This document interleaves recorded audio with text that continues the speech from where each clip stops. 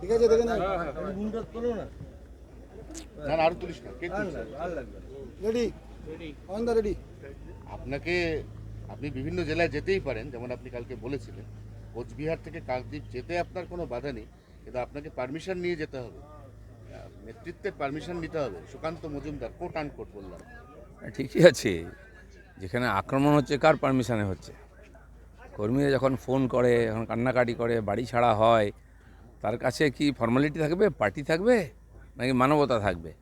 বহু কর্মী আজকে বিভিন্ন জেলায় জেলা অফিসে এসে থাকছেন, ওনারা এখানে এসছেন সুন্দরবনের থেকে, আমাদের কর্মীরা আমার সঙ্গে দেখা করলেন এসে, তারা ভোটের পরে চলে এসছেন। তো পারমিশন নেওয়ার জন্য, প্রোগ্রাম করার জন্য পারমিশন নিতে হয়, কারোর সঙ্গে দেখা করার জন্য কোনো পারমিশন নেওয়ার দরকার হয় না। কিন্তু রাজ্য সভাপতি এখন যিনি আছেন, তিনি মনে করছেন যে আপনি প্রাক্তন রাজ্য সভাপতি, তাকে ছাপিয়ে কর্মীদের বেশি কাছে পৌঁছতে চাইছেন। আমি চিরদিন কর্মীদের সঙ্গেই ছিলাম, এখনও আছি।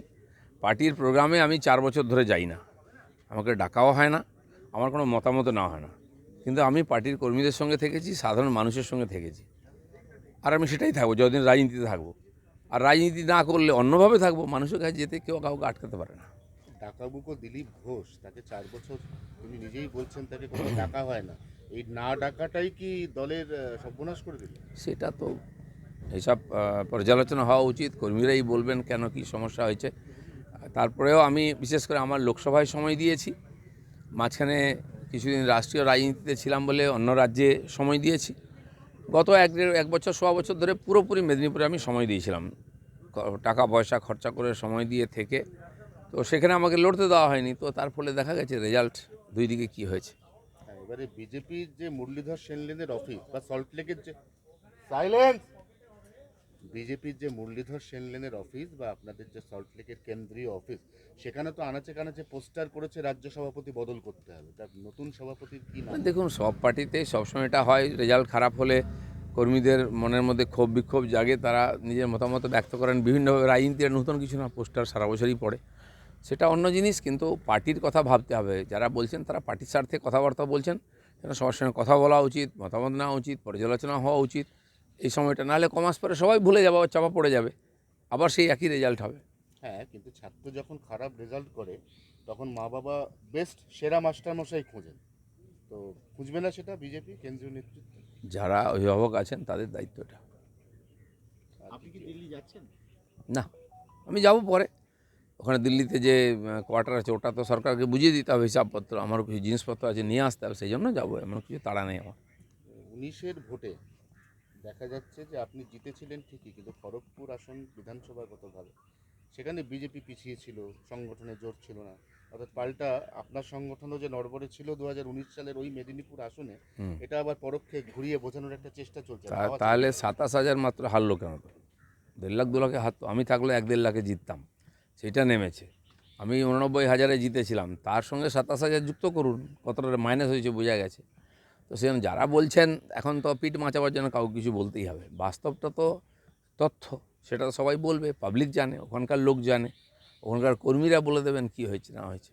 আপনি পরশুদিন বলেছিলেন দলের গ্রোথ আটকে গেছে, কালকে সুকান্ত মজুমদার বললেন যে 100 আসন, এই যে লোকসভার ফল বেরিয়েছে 4 তারিখ, 100 আসনে বিজেপি এগিয়ে আছে, একটু ভালো করে ধাক্কা মারলে ওটা 130 হয়ে যাবে, তারপর খেলা ঘুরে যাবে।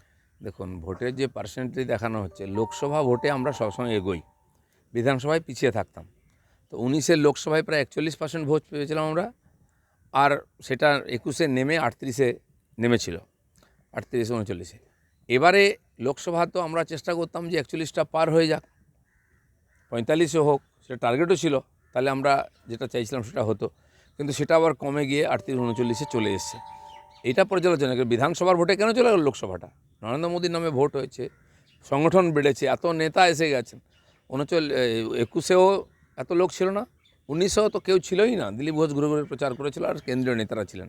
এবার তো প্রধানমন্ত্রীও প্রত্যেক জায়গায় প্রায় গেছেন, এত এমএলএ এমপি আছেন, তারপরেও কেন আশানুরূপ ফল হয়নি?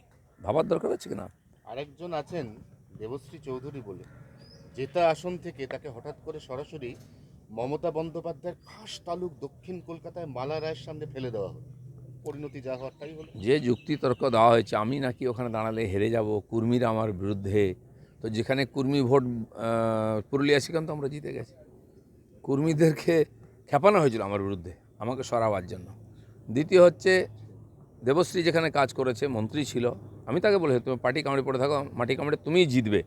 সে আসন আমরা জিতেছি, আর যে জিতেছে সে তো কাউন্সিলর ছিল। একটা তাকে কে চিনত ওখানে? সে তো একটা ওখানে গ্রামীণ পুরসভার নেতা, সে জিতে গেল, দেবশ্রী জিততো না। এর পিছনে কি আছে, কেন করা হচ্ছে, এটা তো ভাবতে হবে। সেটাকে ওই কাটিবাজি। কিছু তো আছেই, নাহলে যারা পুরনো পার্টির প্রতিষ্ঠিত নেতা তাদেরকে হারাবার জন্য পাঠানো হয়েছিল নাকি কী জন্য? লোকে জেতা সিট, হারা সিট জেতার জন্য প্ল্যানিং করে, এ তো জেতা সিট হারাবার জন্য প্ল্যানিং হয়েছে মনে হচ্ছে। Thank you. Thank you.